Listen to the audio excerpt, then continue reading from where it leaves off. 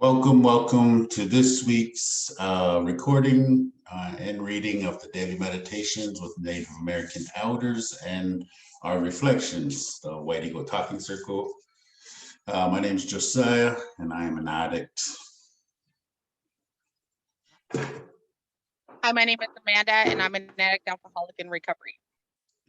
Thank you for joining me today. And thank you for y'all watching, joining us today. We're going to open up with a prayer, and we'll jump right into the reading. So here we go. Creator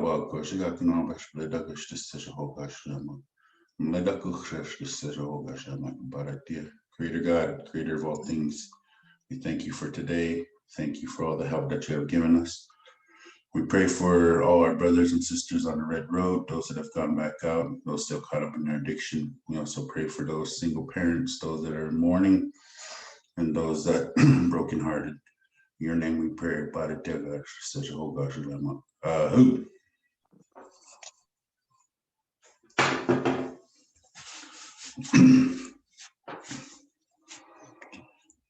Well, I got my orange cap on today for, I ordered it specifically for, in remembrance of the children of the bodies that are being recovered from the boarding schools. So definitely keeping them in mind as we move forward.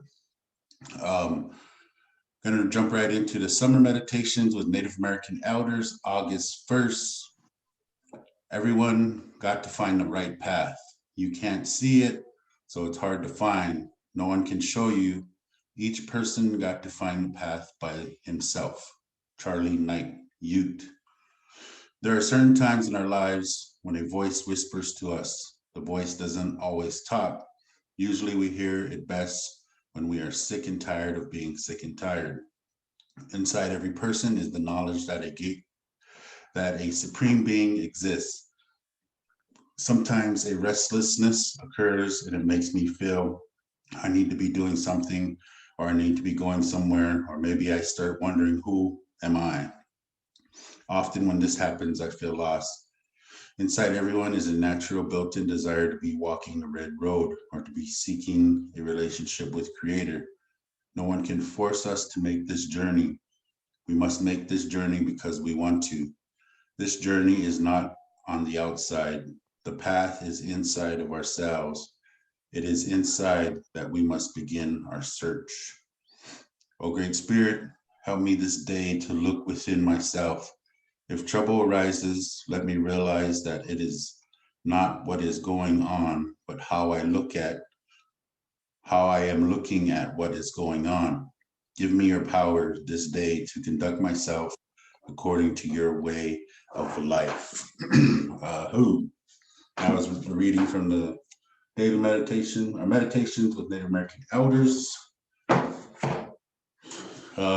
a lot in there to unpack for me, but right away talking about how early on in my recovery, I was very chaotic. I was very spontaneous, highly reactive, and I was just like, I had to pull the reins on myself and just kind of just pull back and learn to pull back and learn to just respond to different situations, whether it be good, bad, and different.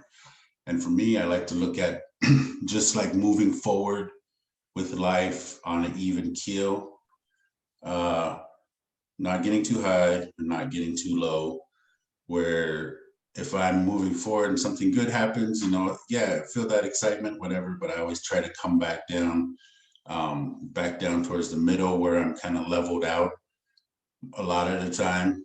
Because if I get too excited, get too pumped up and stay there, I'm gonna be like, yeah, let's keep this party, or let's keep this feeling going. Let's go get a bottle. Let's go get some beer. Let's celebrate. Let's keep this party going. Let's keep celebrating. If I get too low and I stay too low for too long, the exact same is true. Like I'm gonna be like pity party, like, oh, I don't remember last time I felt good.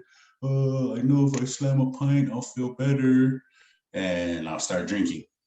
And that's just the way I am, and that's what I know about myself. So I try to stay even keel. And it's pretty cool, just like moving forward on a red road.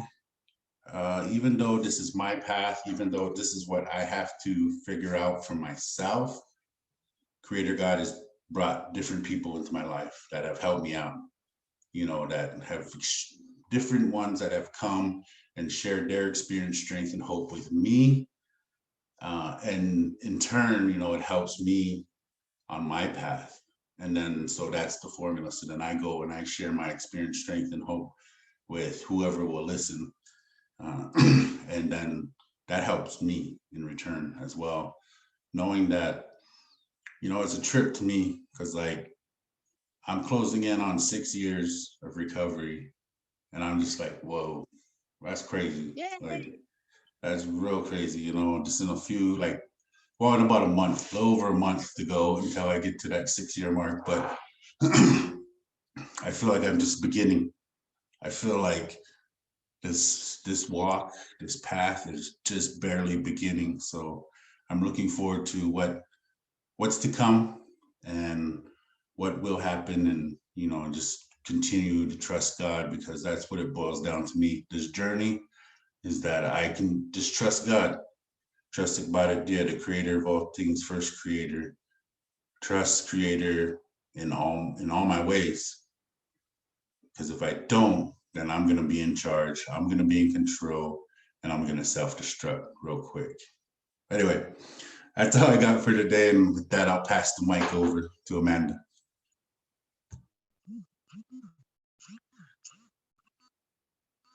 Sorry, my phone. I could barely hear you, so I was trying to go somewhere else to hear you better, but I don't know.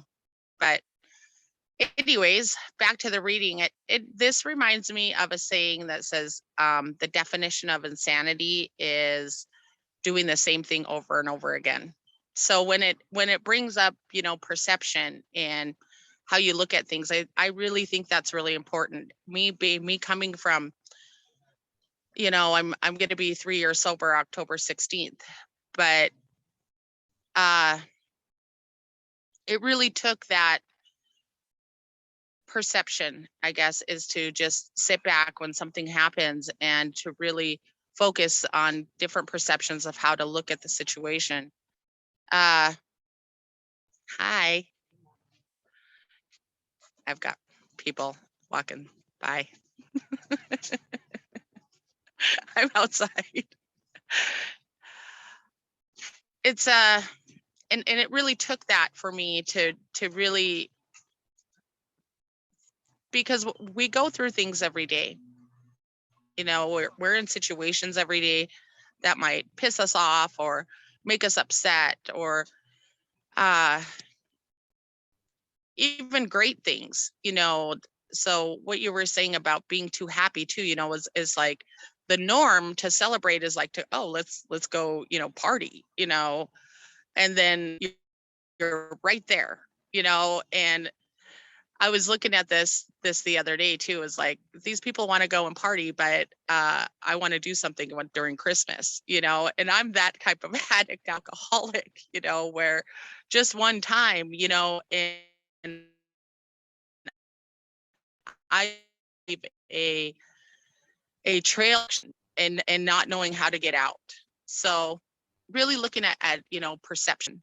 I think that's the key word in all of this, and that's what really has helped me to maintain my urges, my reactors, because as I've said before, I'm a real reactor, and I can feel this peace or this dance that I'm dancing now, which is with the heartbeat of the drum. As we're babies, and I think as we grow spiritually and in a healthy way, we learn how to really feel that heartbeat, that drum.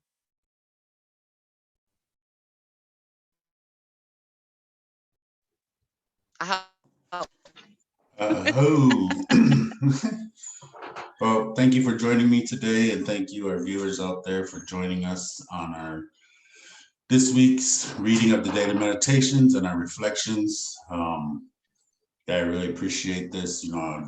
This right here has been a game changer for me. Being able to read these teachings every day and just apply them every day has been so helpful to me. It's really helped me to live a better life. Reading these teachings from all these elders from different cultures, from different tribes, and seeing how parallel they are to my own tribe and the teachings that I'm getting from my own tribe. Very similar, very parallel teachings from elders on the other side of the world and stuff. So it's really cool. And it makes it more alive, makes life more alive for me to read these readings and then start implementing them into my life. So that's how I've been able to utilize the meditations with the Native American elders. And that's what inspired me to start this. Just give my reflection, just share some of my experience, strength, and hope, in hopes that it helps someone out there. So thank you for joining me again today. And with that, we'll close with the silent proclamation. To walk the red road is to offer up a silent proclamation. Here the destruction stops. We will heal ourselves. We will heal our wounded relationship. We will heal our children. We will heal our nation. On this day, our future history begins. Who? Oh. Peace.